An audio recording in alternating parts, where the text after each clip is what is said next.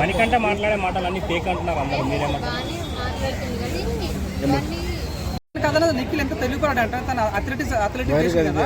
So Sonia ఎదురు మాటతో కాబట్టి సోనియా తన బానిస చేసుకుని తనకు ఒక ఫ్రెండ్గా మారి తనతో ఉన్నాడనమాట. సో నబిల్ కూడా మంచి గేమర్ కాబట్టి నబిల్ ఉంటుంది క్యాన్ ఇచ్చుకొని చూస్తే నబిల్ రావట్లేదు.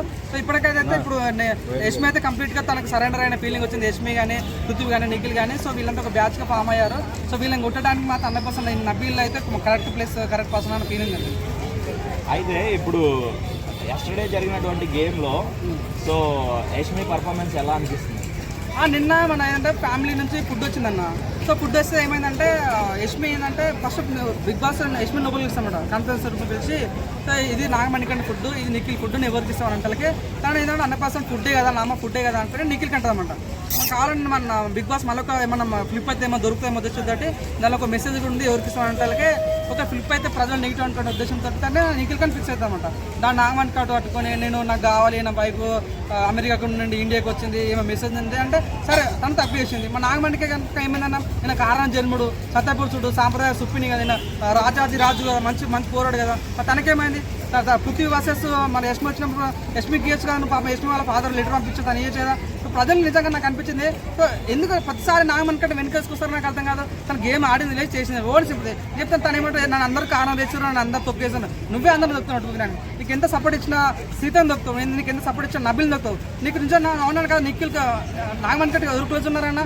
ఇప్పుడు నిఖిల్ పంపిస్తే కొత్త బిగ్ బాస్ మళ్ళీ 9 అప్పుడే చూడొచ్చేమో అన్న ఫీలింగ్ ఉంది. సో ఒక్కొక్కరు ఎంట్రీ ఇవ్వాలి కదా, వైల్డ్ కట్ అంటే అని అది కదా. సో లాస్ట్ సీజన్స్లో కంపేరింగ్ చేస్తే ఈ సీజన్ అంత లేదు కాబట్టి లాస్ట్ సీజన్లో మన రతిగాని కానివ్వండి, సో చాలామంది ఉన్నారు. ఇంకా శ్రీముఖి, శోభా శెట్టి ఒక్క సీజన్ అని కాదు చాలా సీజన్లో బాగా ఎంటర్టైన్ చేసిన వాళ్ళు ఉన్నారు. కోహ్లీ కూడా లాస్ట్ సీజన్లో మంచిగా ఎంటర్టైన్ చేసినాడు అనమాట. సో అలాంటి వాళ్ళని తీసుకొస్తే బాగుంటుందని నా అభిప్రాయం.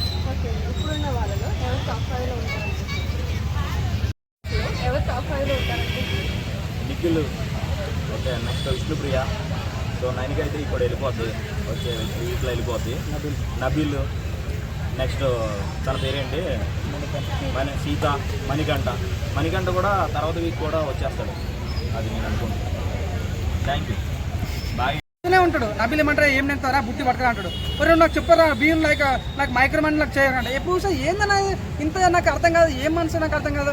అంత చూడన్నా స్టార్టింగ్ వచ్చినప్పుడు హెయిర్ స్టైల్ నాకు చాలా బాగా నచ్చింది అన్న. అన్న హెయిర్ స్టైల్ బాగుంది, ఇలా కటింగ్ తీసుకోమనుకున్నా.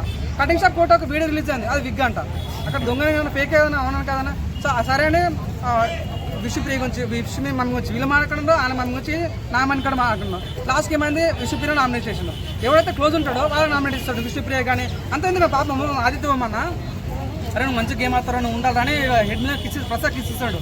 సరే ఆయన నామినేట్ చేసాడు. ఏమంటాడు like being like A father not Bommarillu father అంటాడు. వీడు ఏం మాట్లాడతారో అర్థం కాదు.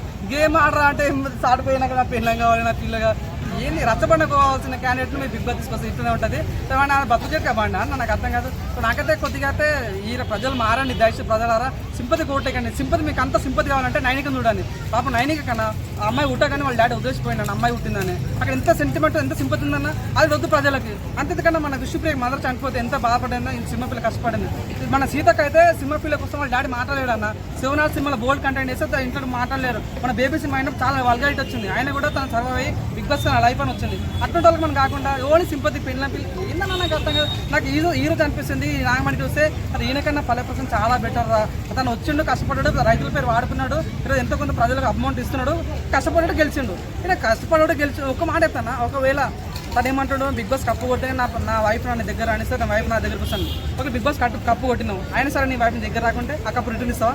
ఇవ్వవు కదా. ఎందుకు నువ్వు కావాలంటే బిగ్ బాస్లో గేమ్ చేయాలని నాకు నచ్చలేమా. టాప్ 5లో ఎవరెవరు ఉంటారు అనుకుంటున్నాను.